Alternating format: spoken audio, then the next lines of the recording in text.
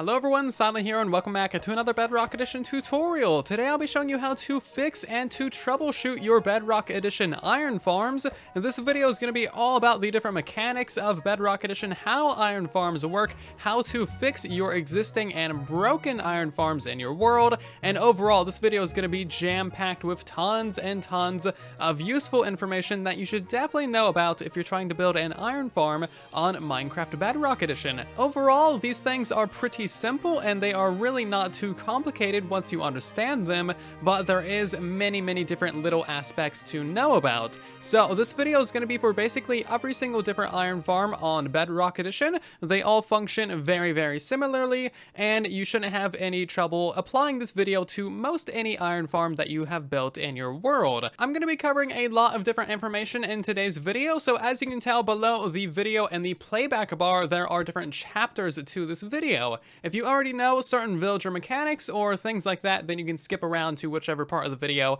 is most relevant for you. However, before I can tell you how to fix your broken iron farms, you need to know how iron farms actually function and how they work, because if you don't know how they work, how are you gonna fix it, right? So let's hop into the basic mechanics and then I'll tell you how to fix a broken farm. So when it comes to iron farms, summoning iron golems on Bedrock Edition, there are three main things that you need to pay attention to, and then a bunch of smaller little details that go into those three main features.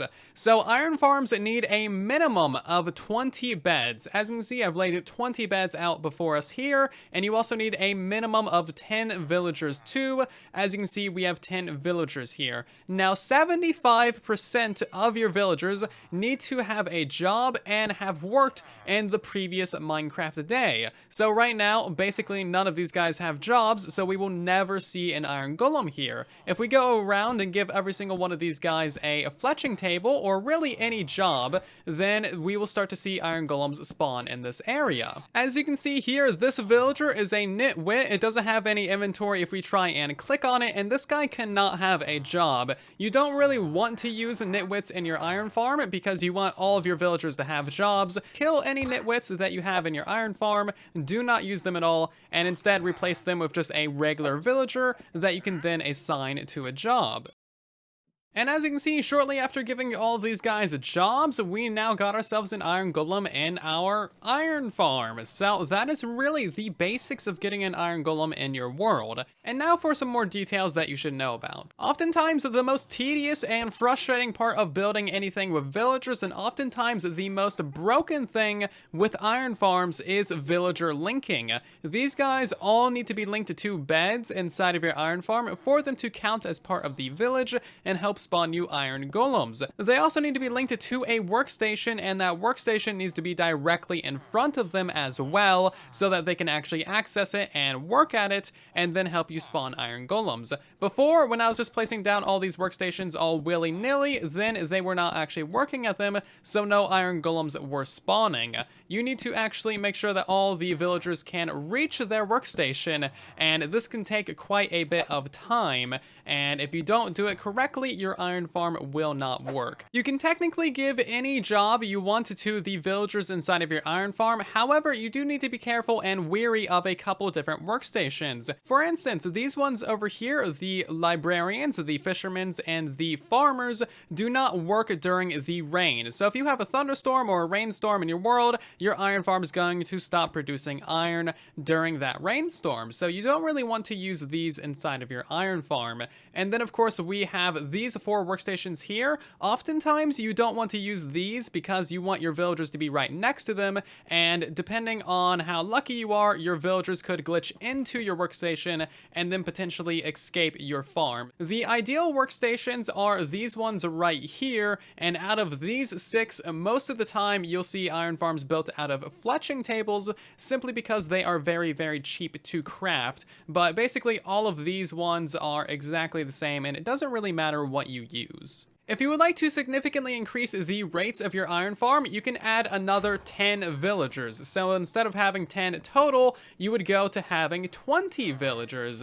Now, the reason why this increases the rates of your iron farm is because for every 10 villagers that you have in your farm, you have an iron golem cap of 1. So if you only have 10 villagers, that means you can only have 1 iron golem at a time. But if you increase that to 20, then you can have 2 iron golems at a time. Lucky for us, they actually spawn often enough that you do have 2 golems in your farm quite frequently. So by adding an extra 10 villagers, you can significantly increase your rates. Of course, 75% of your villagers still need a workstation. They still need to be linked to the workstation and be able to access it. And of course, the bed requirements are all still the same.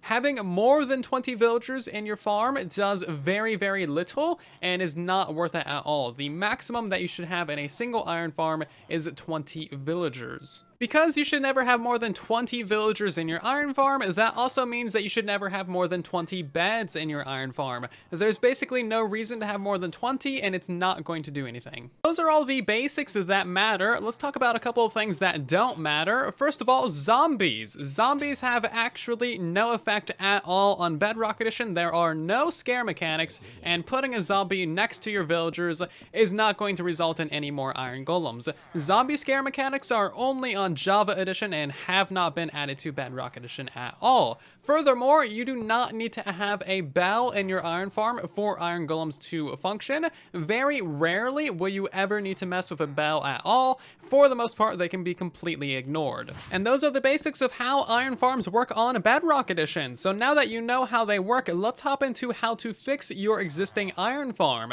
Most likely, the main issue that you're having is just golems not spawning at all, or maybe you're only getting cats in your farm. There's 3 main questions to ask yourself if your iron farm isn't summoning golems. Question 1 is, do you have at least 10 villagers? The answer to that should be yes. Question 2 is, do you have at least 20 beds? The answer to this should also be yes. And the final question is, do you have more villagers than beds? And the answer to this should be no. Most of the time, when your iron farm isn't summoning iron golems, it means that your villagers are not linked to a workstation that they can reach. So this guy over here would be linked to one too far away.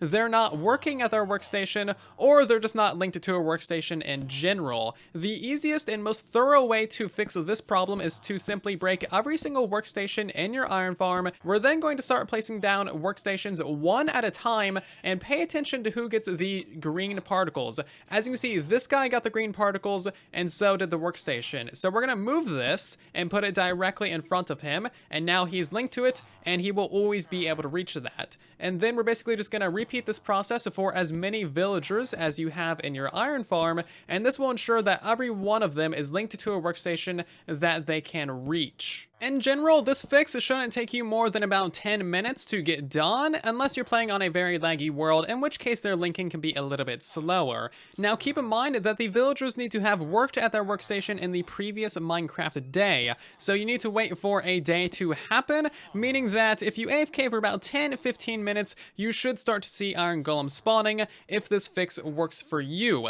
If this fix does not work for you, then you may need to do the same process with all of the beds and then redo the workstations. This can be a little bit more time consuming because you need to make sure that every single one of your villagers is linked to a bed inside of your iron farm and then relink all of the workstations individually, basically rebuilding the entire village. The other most common issue that you might be having is iron golems spawning on the edge of your iron farm or somewhere where they just in general shouldn't. Like sometimes they just spawn on lower half slabs when they honestly should not be able to do that, and this is a very easy thing to fix. You can either fill in this entire area entirely so that there's just absolutely nowhere for them to spawn, or you can replace slabs of your farm with leaves, and that too should also prevent mob spawning.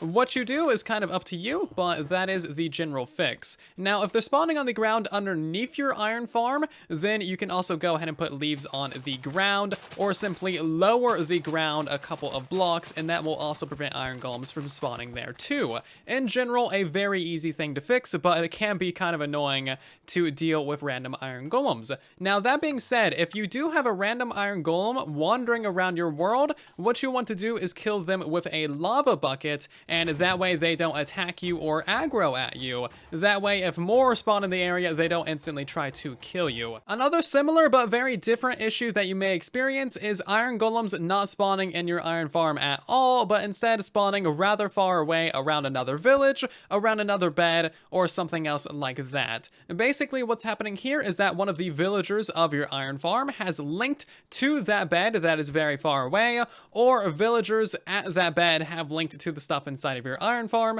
causing the village to combine into one giant village and causing the iron golems to spawn where they shouldn't. Thankfully, this is actually a pretty easy thing to fix. What you need to do is you need to break all beds, bells, and workstations within a 96 block area around your iron farm. If breaking all the beds, bells, and workstations in a 96 block area doesn't fix your iron farm, then you may also need to break all the beds and workstations inside of your farm, replace them, and relink them. This is by far the most tedious and annoying issue to have with your iron farm, and that is how you can fix about 99% of general issues with iron farms on Minecraft Bedrock Edition. And now we're going to hop into some more advanced information that you most likely don't need to know but might be of interest to you. Now, before we hop into that stuff, if you have enjoyed this video thus far, then of course consider subscribing or maybe just leave a like on the video. Both of those things significantly help out the video and the channel a ton, and by doing so, you'll also be helping us reach 400,000 subscribers. So thank you so much. And now let's hop into the advanced information. So every village in your Minecraft world is going to have a village center. Now, typically, this is going to be centered on the pillow of a bed. Finding out which bed is the center of your village is a little bit complicated, and I'll talk about that later as well. Now, sometimes a bell can also be the center of the village, but usually not. This is very uncommon, and most of the time you can just ignore these things in general or just remove the bells. Now, iron golems will spawn in a 16 wide by 16 long by 6 tall area centered around the center of the village. So if you have all of your beds very compactified into the center of your iron farm, that's going to ensure that golems spawn mostly on your iron farm and not on like the edges or underground or, you know, anywhere else. And this is the main cause of like multiple issues with golems not spawning where they should. The village center just isn't where it should be. In order for iron golems to spawn in your farm, the player needs to be within 44 blocks vertically of the center of the village. Now, typically all of your beds are going to be at the same layer, so as long as you're within 44 blocks of the layer of beds, then you'll be able to spawn golems. This is why you can't just build an iron farm way up in the air and have it work. You need to be close enough to the beds for them to spawn. You also need to be within 80 blocks horizontally of the village center for them to spawn golems as well. Now, because it's hard to tell where the exact center of the village is, I would suggest going about 60, maybe 70 if you're pushing it, to get iron golems to spawn in your world. And of course, you also need to be within the same simulation distance of the iron farm for it to function. So if you are on like a simulation distance of 4, then essentially you need to be within about 60 blocks of your farm. You can also stack iron farms as well to have multiple of them in one area, just like the quad iron farm that I built on Truly Bedrock. Now, this is the vanilla way of doing it, so 2 distinct individual villages need to have 96 blocks between their centers.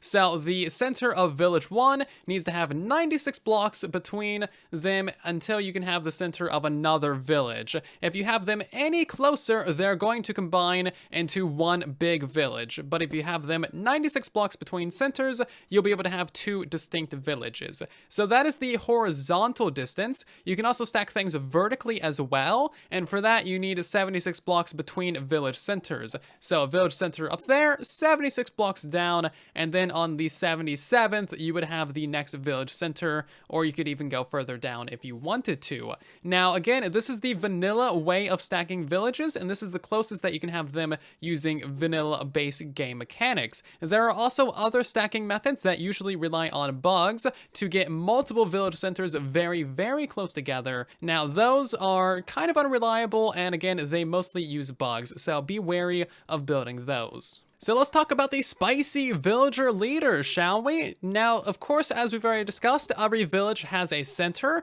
and the center of that village is always based on the pillow of a bed, unless it's a bow, but we discussed that earlier as well. Now, the leader of the village simply refers to the villager that happens to be linked to that bed. The actual villager itself, not really important. Now, there's one easy way to find the leader of the village, and that is simply by placing a bell and allowing the villagers to link to it. When you break that bell, you're going to get storm cloud particles above the leader's head. As you can see, this guy is the leader of the village. Pretty straightforward so far, right? Now, if you want to find which of your 20 beds is then the center of the village, the easiest way to do that is simply to release the leader and then allow him to sleep in his bed. So he's going to go to one of these, and bam, we now know that this bed right here is the center of the village. We can put a marker block above this or whatever else we want to do, and we know that golems are going to spawn in a 16 by 6 by 16 area around that. That's all there is to it. The actual villager himself, not actually important. He's a very convenient tool and a reliable tool for finding the center of the village, and that is oftentimes important for advanced village tech and for stacking iron farms and really just advanced things. Most of the time, you never need to worry about the leader, like at all, and you usually never need to worry about the center of the village or where it's at either. Something to be wary of with the villager leader is this can be shuffled around a little bit whenever a new villager is added to the village. So this guy is now added to the village, and chances are he may have become the village leader. It's hard to tell because they're sleeping right next to each other, but let's assume that he did become the village leader. That means that this guy's bed is now the center of the village, so we've essentially moved the center of the village. This is why paying attention to the village leader is very, very important for certain iron farm stacking, like Pico Nico's quad stacked and 12 stacked iron farm. Very important. If you don't pay attention to the leader or where the center of the village is, then you're not going to have a good time stacking your villages. They're going to combine, and it's going to be a right mess. Now, there's kind of a spicy debate and argument that happens like very often for no reason about the villager leader and it existing or not existing. It does exist. It's a game mechanic. It's provable, testable, reliable, and, you know, a thing that happens in the game. Really, all of these debates center around a terminology issue and what we decide to call the village leader. However, we're all random people on the internet making up names for various different things in a block game for the computer and other random gaming devices. So you can really call it whatever you like, but we call it the village leader because that's what we've been calling it, and it kind of makes sense as it leads the center of the village around. But if you want to call it something else, then you are more than welcome to. However, these are reliable, provable, and testable game mechanics, so we gotta call it something, and you can decide to call it whatever you feel like. Oh, I bet the comment section in Discord's gonna be spicy after this one. Yummy.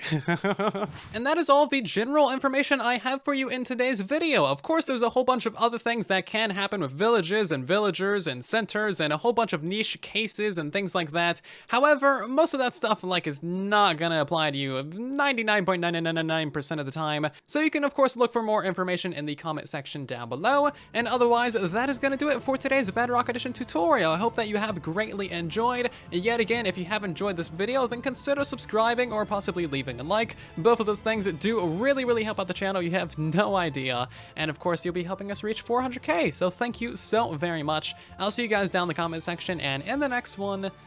And then there was silence.